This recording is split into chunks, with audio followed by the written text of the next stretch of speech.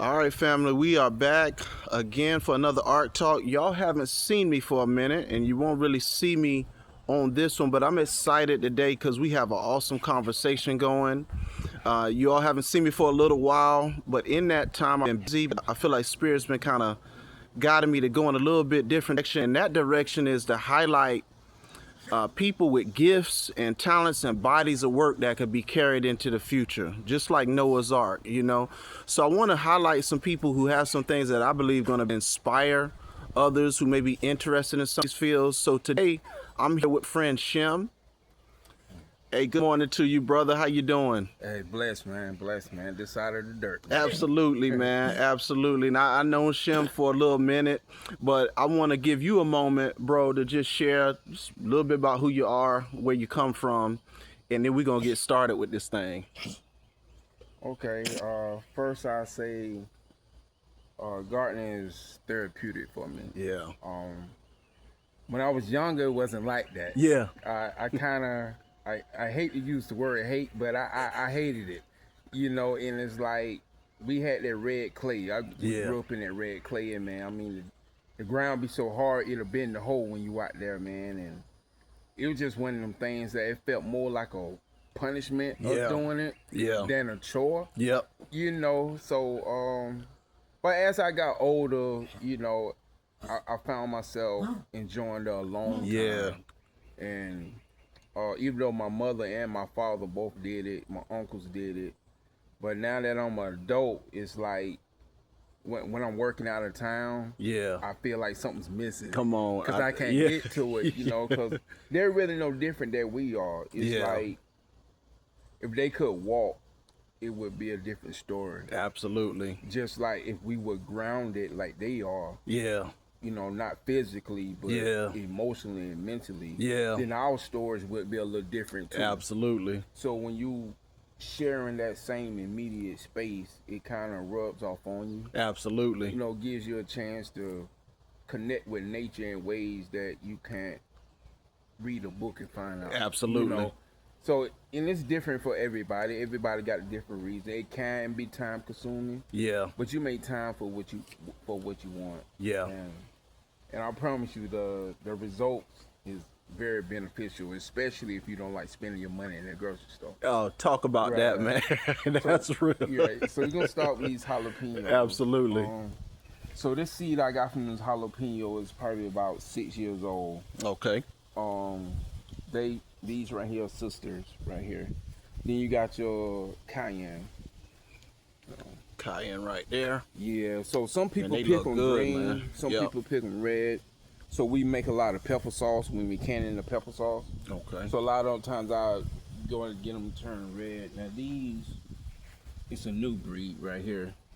This right here is called Blessing Beauty. Gotcha.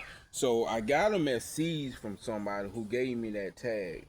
So they originally, when they grow on the vine, they're yellow. Okay. Then they turn orange versus green and turn red. And them colors, they pop, man. Oh, that's wild. Yeah.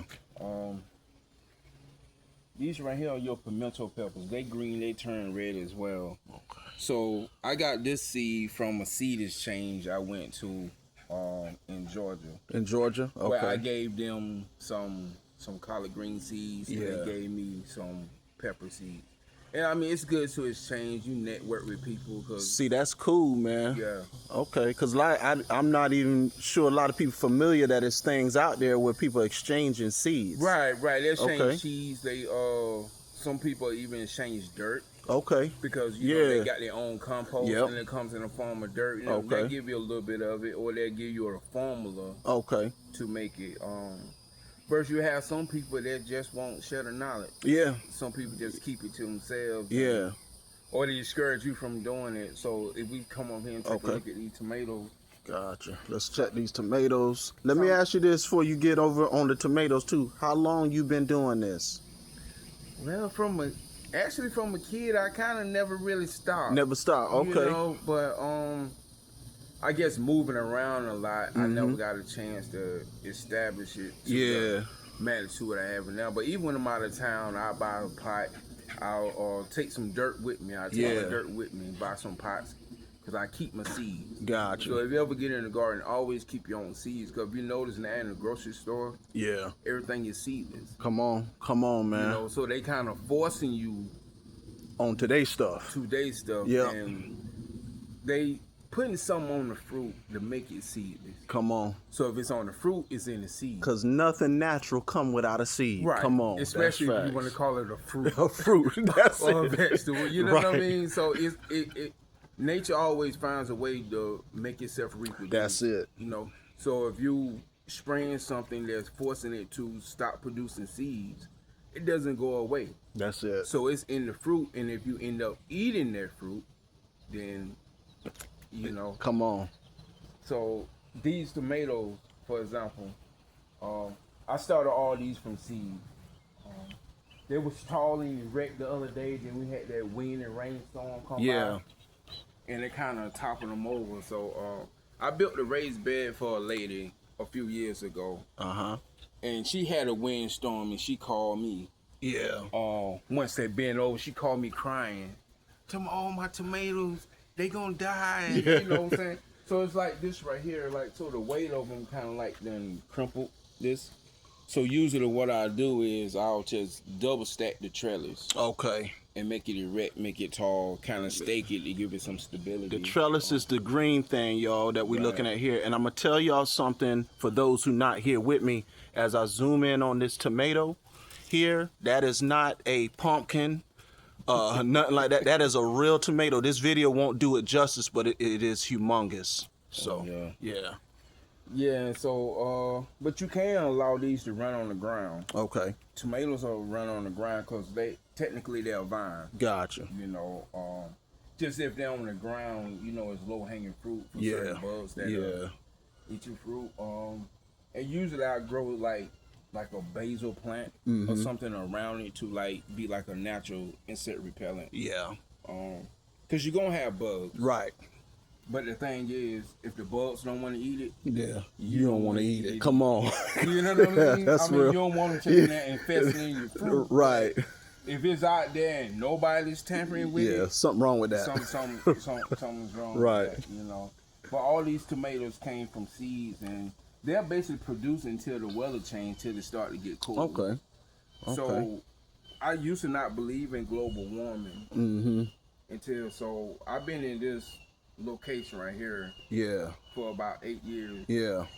And the peppers, tomatoes, they used to die around October. Now they don't die till about December.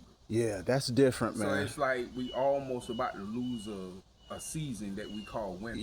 You know, it's like it's going straight from fall to spring, you know, with a few cold nights in between, but it's nothing like when I grew up. And, you know, we had those actual couple of months of, we kind of losing that. So now, and something sticking out to me about this that you're telling me, see, to me, what I hear is by you being involved with this so regularly, you're able to pick up on things like that. Right. Some botanists may not recognize those kind of temperature changes, but because you working with this, it's giving you a type of insight and information that others may not be as readily connected to. So that's powerful, man. That's very interesting. It's kind of depressing sometimes. Because those cold months, that's when you grow your collards, your cabbage, your kale. What if we was to lose those leafy greens? Because now my cabbage and collard season is short. It's like they'll get to the point of what we call go to seed. Where your collards are to grow flowers and grow in the pods. Inside of the pods are the seeds. But now the growing season gets so short that sometimes they don't go to seed. So I can't save that seed. At least not on every plant. Usually I try to get a little bit from every plant, but now it's like half of them might reach that full maturity. So I plant in stages. So I had corn in this bed here at a harvest. You want to go over there? Oh yeah, we walk over. Let them see the corn. So this long bed here. I had corn, squash, zucchini. Gotcha. I had some beans, what they call the three sisters, with the squash, corn, and beans. Now, of course, the squash, corn, and beans is probably a different variety than what the Native Americans use. Okay. But I planted those probably about a month or so before I planted these. Okay. So I won't have to harvest everything at one time. Right.